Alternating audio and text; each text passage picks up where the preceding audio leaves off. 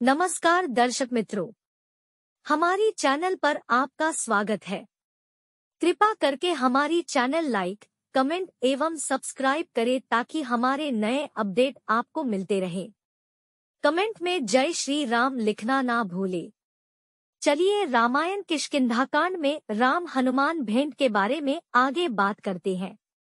कमल उत्पल तथा मत्स्यों से परिपूर्ण पंपा सरोवर के पास पहुंचने पर वहां के रमणीय दृश्यों को देखकर राम को फिर सीता का स्मरण हो आया और वे पुनः विलाप करने लगे।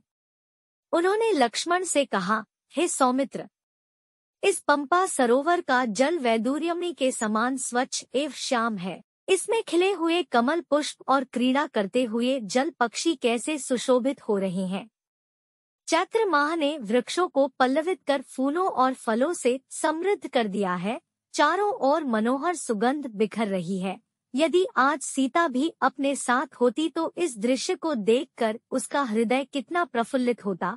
ऐसा प्रतीत होता है कि वसंतरूपी अग्नि मुझे जलाकर भस्म कर देगी। हाँ सीते, तुम न जाने किस दशा में रो रो कर अपना समय बिता रही होगी। मैं कितना अभागा हूँ कि तुम्हें अपने साथ वन में ले आया, परंतु तुम्हारी रक्षा न कर सका। हाँ, पर्वत शिखरों पर नृत्य करते हुए मोरों के साथ कामातुर हुई मोरनियां कैसा नृत्य कर रही हैं। हे लक्ष्मण, जिस स्थान पर सीता होगी, यदि वहाँ भी इसी प्रकार वसंत खिला होगा तो वह उसके विरह विदग्ध हृदय को कितनी पीड़ा पहुँचा रहा होगा।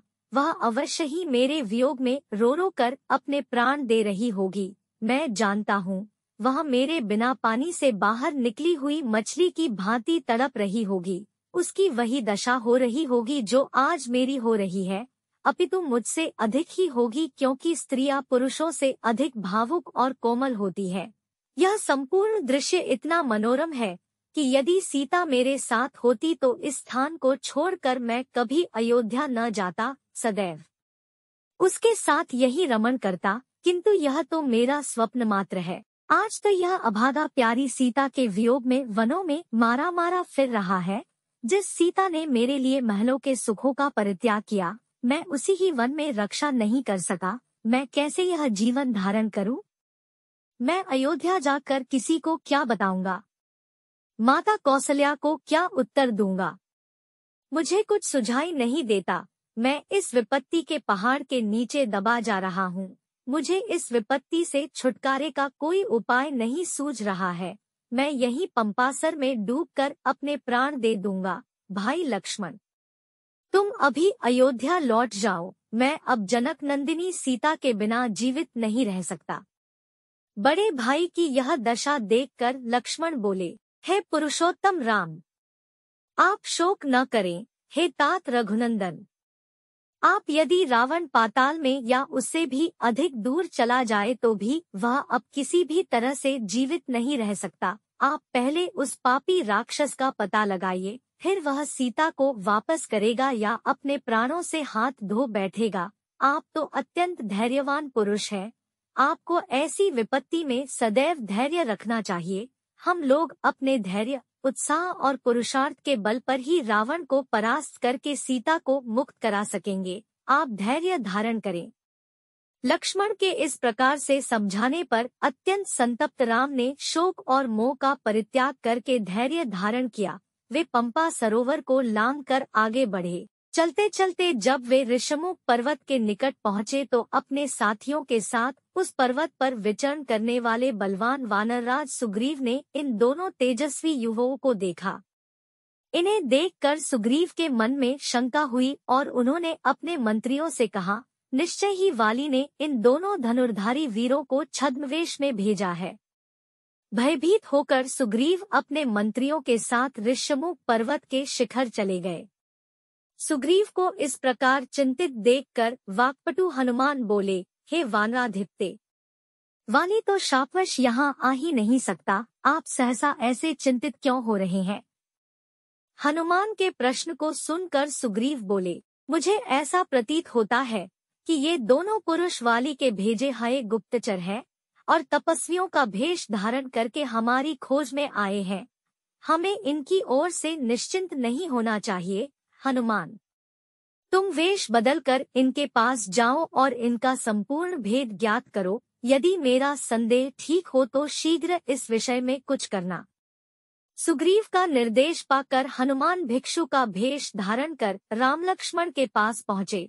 उन दोनों को प्रणाम करके वे अत्यंत विनीत एवं मृदु वाणी में बोले, हे वीरों, आप दोनों सत्यपराक्रमी एवं देवताओं के समान प्रभावशाली जान पड़ते हैं। आप लोग इस वन्य प्रदेश में किस लिए आए हैं?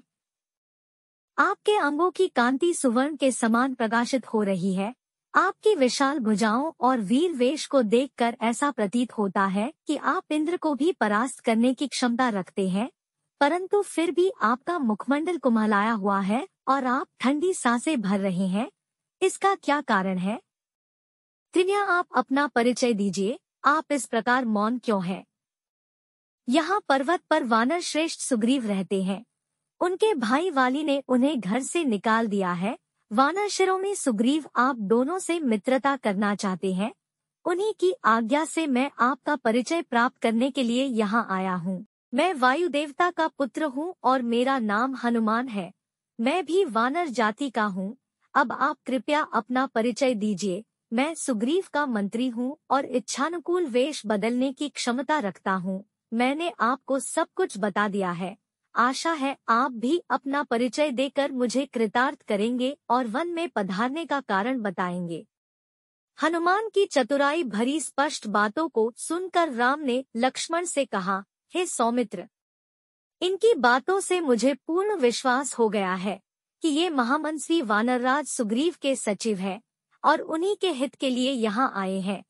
इसलिए तुम निर्भय होकर इन्हें सब कुछ बता दो। राम की आज्ञा पाकर लक्ष्मण हनुमान से बोले, हे वानर श्रेष्ठ, सुग्रीव के गुणों से हम परिचित हो चुके हैं। हम उन्हें ही खोजते हुए यहाँ तक आए हैं। आप सुग्रीव के कथनानुसार जब मैत्री की बात चला रहे हैं, वह हमें स्वीकार है। हम अयोध्यापति महाराज दशरथ के पुत्र हैं। ये श्री रामचंद्र जी उनके ज्येष्ठ पुत्र और मैं इनका छोटा भाई लक्ष्मण हूँ। 14 वर्ष का वनवास पाकर ये वन में रहने के लिए अपनी धर्मपत्नी सीता और मेरे साथ आए थे। रावण ने सीता जी का हरण कर लिया है। इसी विचार से कि संभवतः वे हमारी सहायता कर सकें, हम लोग महाराज सुग्रीव के पास आए हैं। हे वानरराज, जिस चक्रवर्ती सम्राट दशरथ के चरणों में संपूर्ण भूमंडल के राजा महाराजा सिर झुकाते थे और उनके शरणागत होते थे, उन्हीं महाराज के ज्येष्ठ पुत्र आज समय के फेर से सुग्रीव की शरण में आए हैं, ताकि महाराज सुग्रीव अपने दलबल सहित इनकी सहायता करें। इतना कहते हुए लक्ष्मण का कंठ अवरुद्ध हो गया। लक्ष्मण के वचन सुनकर हनुमान बोले, हे लक्ष्मण, आप लोगों के आगमन से आज हमारा देश पवित्र हुआ। हम लोग आपके दर्शनों से कृतार्थ हुए। जिस प्रकार आप लोग विपत्ति में हैं, उसी प्रकार सुग्रीव पर भी विपत्ति की घटाएं छाई हुई हैं। वाली ने उनकी पत्नी का हरण कर लिया है तथा उन्हें राज्य से निकाल दिया है। इसीलिए वे इस पर्वत पर निर्जन स्थान में निवास करते हैं। फिर भी मैं आपको विश्वास दिलाता हूँ कि वे सब प्रकार से आपकी सहायता करेंगे। इतना कहकर हनुमान बड़े आदर से रामचंद्र और लक्ष्मण को सुग्रीव के पास ले गए। आज के लिए बस इतना ही। मेरे सारे भाई और बहनों को विनती है कि आप हमारे रामायण के अगले वीडियो भी देखें। कमेंट में जय श्री राम लिखना ना भूले। कृपा करके अपना ख्याल रखें। मिलते हैं अगले वीडियो में। धन्यवाद।